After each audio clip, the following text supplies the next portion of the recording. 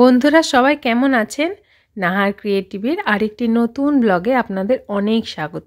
আপনাদের কালকের ব্লগে দেখিয়েছিলাম যে আমি বাপের বাড়ি এসেছি, তো কিছুদিন থাকবো। তো আজকে সকাল থেকে এই ব্লগটা শুরু করে দিয়েছি। আজাদ তো আমার সব থেকে প্রিয় মানুষ, আপনাদের অনেকেই জানেন। তো সকালবেলায় উঠেই ও ব্রাশ করছে নিজে, আর এতটাই কিউট লাগছে যে আমি ওর ভিডিও করছিলাম। তো আস্তে আস্তে কত বড় হয়ে যাচ্ছে আর কত কিছু নতুন নতুন শিখছে। আর আমি মুখ টুক ধুয়ে এসেছি, ও মুখ ধুয়ে এসেছে, মা চা করতে যাচ্ছেন। সেই টাইমটায় ও আমাকে এরকমভাবে জামা প্যান্ট আর টুপিটাকে সাজিয়ে দেখাচ্ছে, বলছে ফুম্মা আমি আজাদ বানিয়েছি। আর হ্যাঁ, আরও একটা কথা ওর সঙ্গে বলছে যে আজাদের হাতগুলো কেন নেই। যাই হোক, ওর সঙ্গে একটুখানি মজা করা হলো। তারপর মা চা করে দিলেন, আর কালকে আজাদের বাবু এই কেকটা এনেছিলেন। তো ওই কেকটাই সকালবেলায় কাটার জন্য মা নিয়ে এলেন। তো এই কেকটা একটা অদ্ভুত ধরনের, মানে নতুন প্রথম খেলাম। আর এই যে গোলাপটা যেটা রাখছি, এটা আব্বা সকালবেলায় গাছ থেকে তুলে এনে আমায় দিয়েছিলেন। তো কেকটা কাটার সময় দিলেন, আর আমি ওই জন্য ফুলটা পাশে রাখলাম। খুব দেখতে সুন্দর লাগছে না? আর এই কেকটার কথা বলতে গিয়ে বলি, এর মধ্যে যে ক্রিম মতো দেখতে পাওয়া যাচ্ছে, এই ক্রিম মতোটা ঠিক সন্দেশের মতো খেতে, একটু নতুন ধরনের লাগলো কেকটা এবার। তবে অত্যন্ত মিষ্টি, বেশি খাওয়া যায়নি, তবে খেতে ভালো। যাই হোক, এই কেকটা দিয়ে সকালবেলায় চা খেলাম। মা কেকটাকে কেটে সবাইকে একটু একটু করে দিলেন, আর একটুখানি রয়ে গেল, ভাইয়ের জন্য রাখা হলো। আজাদকে দিতে যাওয়া হলো, কিন্তু আজাদ তো এই সব কিছু খায় না। তো আমরা একটু একটু খেলাম চা দিয়ে। আর এই লঙ্কাটাও দেখা যাচ্ছে পাশে, লঙ্কাটাও তখন আব্বা তুলে এনেছে ছাদের গাছ থেকে, তো পাশে রেখে দিয়েছে। তারপরে আমাদের আজাদকে নিয়ে একটু পড়তে বসানো হয়েছে, মানে ও বলছে যে ও পড়বে আর আমি শুনবো, মানে কেমন পড়া শিখেছে। অনেক দিন তো আমি যাইনি, ওর পড়া দেখিনি, তো খুব সুন্দর পড়াগুলো শিখে গেছে অনেক কিছুই। আর আব্বার কাছে ছাড়া একদমই কারো কাছে পড়বে না, মানে ওর দাদুর কাছে।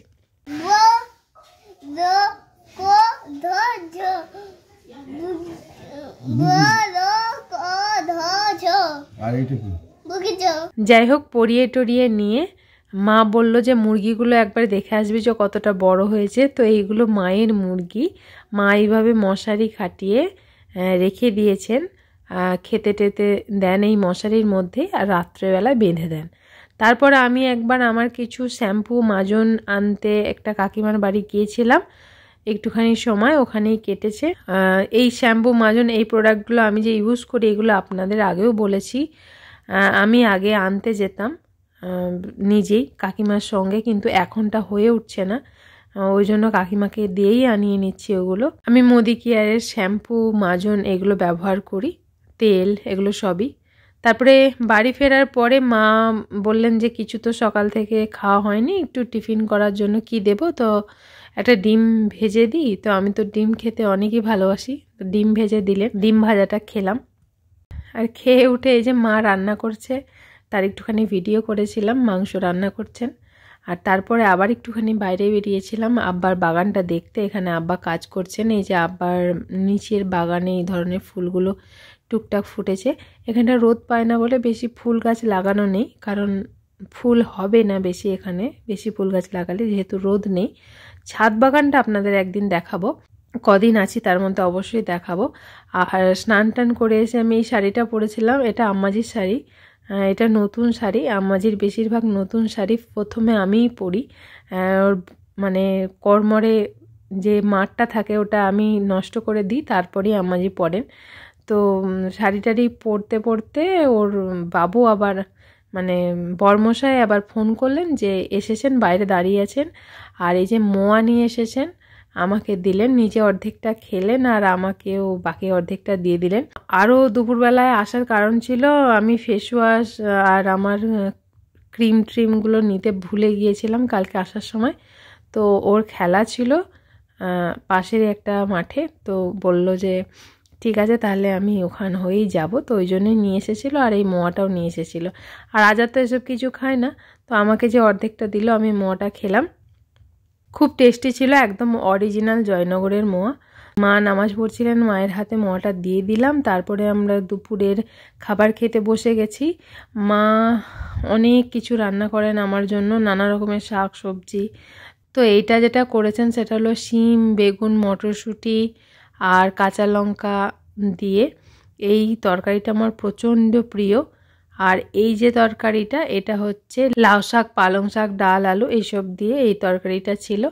তো প্রথম দিন আমি প্রত্যেকটা তরকারি খাচ্ছিলাম আর ভিডিও করছিলাম। প্রচণ্ড ভালো লাগে আমার এই শাকসবজিগুলো খেতে। তো মা এমনিতেও বাড়িতে এতগুলোই শাকসবজি রান্না করেন প্রত্যেক দিন। আর আমি গেছি বলে যে অনেক স্পেশালি করেছেন তা নয়। তারপরে তো একটুখানি বিফ ভুনা ছিল আমার জন্য স্পেশালি, ওটা দিয়ে লাস্ট পাতটা শেষ করলাম।